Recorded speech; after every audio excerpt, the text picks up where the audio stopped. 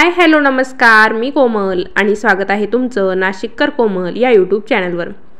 अनन्य भावाने भक्ती करणाऱ्या भक्तांच्या सदैव पाठीशी राहणाऱ्या आणि भिवू नकोस मी तुझ्या पाठीशी आहे असे अभिवचन देणाऱ्या श्री स्वामी समर्थ महाराजांचा प्रकट दिन 10 एप्रिल बुधवार रोजी आहे। चैत्र शुद्ध द्वितीया या दिवशी स्वामी समर्थ महाराज अक्कलकोट येथे दाखल झाले। श्रीपाद वल्लभ व नृसिंह सरस्वती यांच्यानंतरचे भगवान श्री दत्तात्रेयांचे ते तिसरे पूर्ण अवतार आहेत अशी मान्यता आहे। तर आजच्या व्हिडिओमध्ये आपण स्वामी समर्थ महाराजांचा प्रगट दिन कसा साजरा करायचा याबद्दलची सविस्तर माहिती बघणार आहोत। त्यासाठी व्हिडिओ शेवटपर्यंत बघायला विसरू नका आणि व्हिडिओ बघत असताना कमेंटमध्ये श्री स्वामी समर्थ असं जरूर लिहा। आणि तुम्ही आपल्या चॅनलवर नवीन असाल तर धार्मिक, आध्यात्मिक तसेच सणावारांचे व्हिडिओ पाहण्यासाठी आजच आपल्या चॅनलला सबस्क्राईब करा। चला तर मग आजच्या व्हिडिओला सुरुवात करूया। श्री स्वामी समर्थ महाराज हे दत्त महाराजांचा पूर्ण ब्रह्मस्वरूप तिसरा अवतार आहे। भक्तांनी त्यांना ज्या दृष्टीने पाहिले त्या स्वरूपात त्यांनी भक्तांना दर्शन दिलं।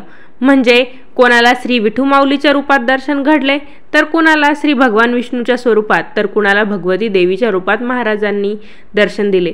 भक्तांच्या कल्याणासाठी त्यांनी अनेक लीला दाखवल्या। तर चैत्र शुद्ध द्वितीयेला म्हणजे गुढीपाडव्याच्या दुसऱ्या दिवशी 10 एप्रिल 2024 ला स्वामी समर्थ महाराजांचा प्रगट दिन आहे। तर प्रगट दिन नेमका कसा साजरा करायचा याबद्दल अनेक स्वामी भक्तांच्या मनात प्रश्न तयार झालेले असतील। तर प्रगट दिन म्हणजे खूप काही करायचं नाही, साधं सोपंच करायचं आहे, फक्त हौस महत्त्वाची। असा एकही स्वामी भक्त नसेल की ज्याच्या घरात स्वामी समर्थ महाराजांचा मूर्ती किंवा फोटो नसेल। जे स्वामी भक्त आहे त्या प्रत्येकाच्या घरात एकतर स्वामी महाराजांची मूर्ती आपल्याला बघायला मिळेल किंवा मग फोटो तरी बघायला मिळेल।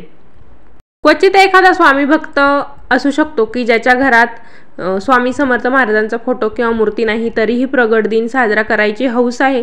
तर अशांनी काय करायचं आहे, प्रगट दिनाच्या अगोदर घरात फोटो किंवा मूर्ती घेऊन यायचं आहे। गुढीपाडव्याच्या दिवशी सुद्धा तुम्ही फोटो किंवा मूर्ती घरी आणलं तरी अतिउत्तम। आता बघा, ज्यांच्याकडे स्वामी समर्थ महाराजांची मूर्ती असेल तर त्यांनी अभिषेक कसा करायचा, मूर्ती छोटी असो मोठी असो आपल्याला सेवा तर सारखीच करायची आहे। त्यासाठी काय करायचं आहे, प्रगट दिनाच्या दिवशी म्हणजे 10 एप्रिलला बुधवारी सकाळी लवकर उठून घराची साफसफाई करून आपण पण छान सुचिरभूत तयार व्हायचं आहे। त्यानंतर एक ताम्हण घ्यायचं आहे। ताम्हणामध्ये स्वामी समर्थ महाराजांची मूर्ती ठेवायची आहे। इतर वेळेस काय करतो आपण 108 वेळेस श्री स्वामी समर्थ श्री स्वामी समर्थ असं जप करत महाराजांचा अभिषेक करत असतो। पण प्रगट दिनाच्या दिवशी काय करायचं आहे, ताम्हणामध्ये मूर्ती ठेवली की अभिषेक सुरुवात करण्यापूर्वी आपल्याला श्री स्वामी स्तवन पठण करायचं आहे। नित्यसेवेच्या पुस्तकात स्वामी स्तवन दिलेलं आहे, त्या स्वामी स्तवनाचं आपण अगोदर पठण करून घ्यायचं आहे। त्यानंतर अभिषेक करायला सुरुवात करायची आहे। अभिषेक तुम्ही फक्त पाण्याने केला तरी चालेल, पंचामृताने करू शकता, फक्त दुधाने करू शकता, दह्याने करू शकता, तुम्हाला ज्या आवडेल त्याने तुम्ही स्वामी समर्थ महाराजांचा अभिषेक करू शकता, काही बंधन नाही। पण बघा, विटाळ असेल, मासिक धर्म असेल तर अशा वेळेस स्त्रियांना स्वामी समर्थ महाराजांचा अभिषेक करता येणार नाही। त्या दिवशी त्यांनी फक्त नामस्मरण करायचं आहे। शेवटी काय हो, मनात भाव महत्त्वाचा। स्वामी स्तवन पठण करून झालं की त्यानंतर गणपती अथर्वशीर्ष आपल्याला म्हणायचं आहे। गणपती अथर्वशीर्ष पठण करत असताना स्वामींच्या मूर्तीवर आपल्याला अभिषेक करायचा आहे। गणपती अथर्वशीर्षाचं पठण करून झालं की त्यानंतर श्री पुरुष सूक्तम आपल्याला पठण करायचं आहे। एक वेळेस पठण केलं तरी चालेल, 16 वेळेस केलं तरी अतिउत्तम। पुरुष सूक्तम पठण करून झालं की त्यानंतर श्री सूक्तम पठण करायचं आहे। ते तुम्ही संस्कृतमध्ये करू शकता। 16 वेळेस शक्य नसेल तर एक वेळेस पठण करायचं आहे, फलश्रुती पठण करायची गरज नाही।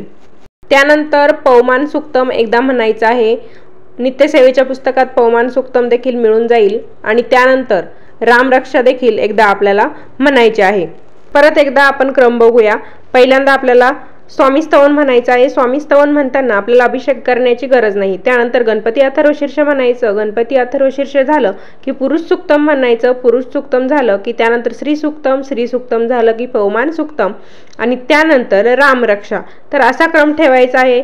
आता बऱ्याच जणांना एवढं सगळं वाचणं शक्य नसेल घाई गडबड असेल किंवा मग इतर काही काम असेल किंवा मग वाचायला काही प्रॉब्लेम असेल तर अशा वेळेस काय करायचं आहे, यूट्यूबला हे सर्व उपलब्ध आहे, तुम्ही ते लावून द्यायचं आहे आणि पाण्याची गळती चालू ठेवायची आहे किंवा मग तुम्ही हाताने अभिषेक करत असाल तर तो अभिषेक चालू ठेवायचा आहे. फक्त स्वामी स्तवनच्या वेळेस अभिषेक करायचा नाही, एवढं लक्षात ठेवायचं आहे. हे सर्व पठण करून झालं, श्रवण करून झालं की त्यानंतर मूर्ती एका कपड्याने स्वच्छ कोरडी करायची आणि तिच्या जागेवरती ठेवून द्यायची. मूर्तीला अत्तर लावायचं. त्यानंतर तुम्ही जर नवीन वस्त्र खरेदी केले असतील महाराजांसाठी तर ते वस्त्र परिधान करायचे किंवा मग अगोदरचे असतील तरीही चालेल, ते वस्त्र तुम्ही महाराजांना परिधान करून घ्यायचे आहे.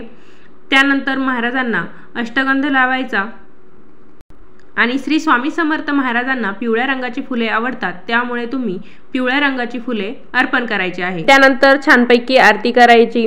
आरती तुम्ही दोंडोरी प्रणीत आरत्या आहेत काही किंवा मग गणपती बाप्पाची करू शकता, दत्त महाराजांची करू शकता, तुम्हाला जे आवडेल ते आरती तुम्ही करू शकता.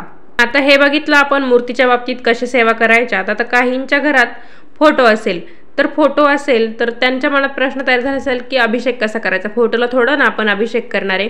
तर ज्यांच्याकडे फोटो असेल त्यांनी तो फोटो व्यवस्थित स्वच्छ कपड्याने स्वच्छ करून घ्यायचा. हवं तर गुलाबजल शिंपडून फोटो स्वच्छ करून घ्यायचा. फोटो स्वच्छ करून झाला की त्याच्या जागेवरती ठेवून द्यायचा आणि फोटोच्या समोर बसून ज्या सेवा सांगितल्या आहे, उदाहरणार्थ स्वामी स्तवन, त्यानंतर गणपती अथर्वशीर्ष, पुरुष सूक्तम, श्री सूक्तम, असा जो क्रम मी सांगितला आहे तो क्रम तुम्ही स्वामी समर्थ महाराजांच्या फोटो समोर बसून या सेवा तुम्हाला करायच्या आहे. मूर्ती असेल तर अभिषेक घालायची गरज आहे, फोटोला अभिषेक घालता येणार नाही. आता ज्यांच्याकडे मूर्ती आणि फोटो असेल तर ऑफकोर्स त्यांनी मूर्तीला अभिषेक घालायचा आहे, फोटो फक्त स्वच्छ करून ठेवायचा आहे. फोटोला देखील कापसावरती अत्तर घ्यायचं. फोटोला मूर्तीला अत्तर लावताना ते कापसावरती घ्यायचं आणि मग फोटोला लावायचं आहे. त्यानंतर फोटोला अष्टगंध देखील आपण लावायचा आहे. पिवळ्या रंगाची फुले अर्पण करायची आहेत. आरती देखील करायची आहे.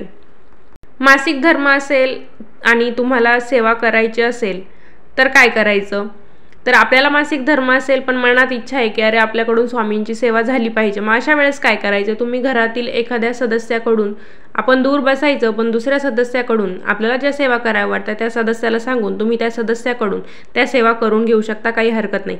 इटाळ असेल तर सेवा करताच येणार नाही. या दिवशी आपल्याकडून शक्य होईल तितकं दान आपण गोरगरिबांना करायचं आहे.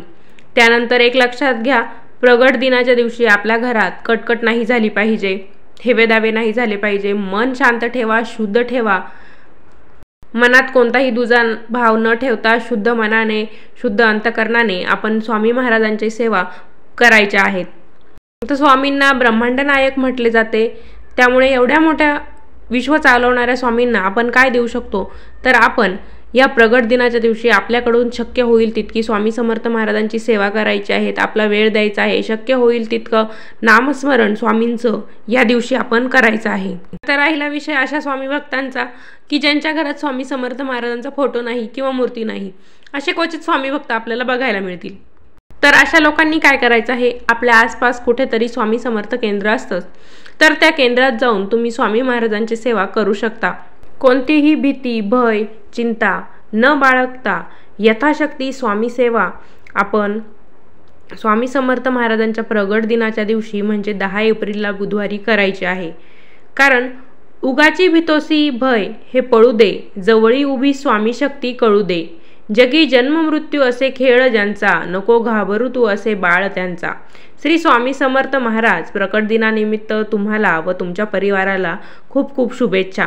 तर अशा प्रकारे आजच्या व्हिडिओमध्ये आपण स्वामी समर्थ महाराजांचा प्रगट दिन केव्हा आहे, प्रगट दिनाच्या दिवशी आपण काय सेवा करायच्या, प्रगट दिन कसा साजरे करायचा, त्याचबरोबर मूर्तीवर अभिषेक कसा करायचा, कशाने करायचा याबद्दलची सविस्तर माहिती बघितलेली आहे. तर व्हिडिओ कसा वाटला मला कमेंट करून कळवायला विसरू नका. पुन्हा भेटूया अशाच एका नवीन व्हिडिओसोबत. धन्यवाद.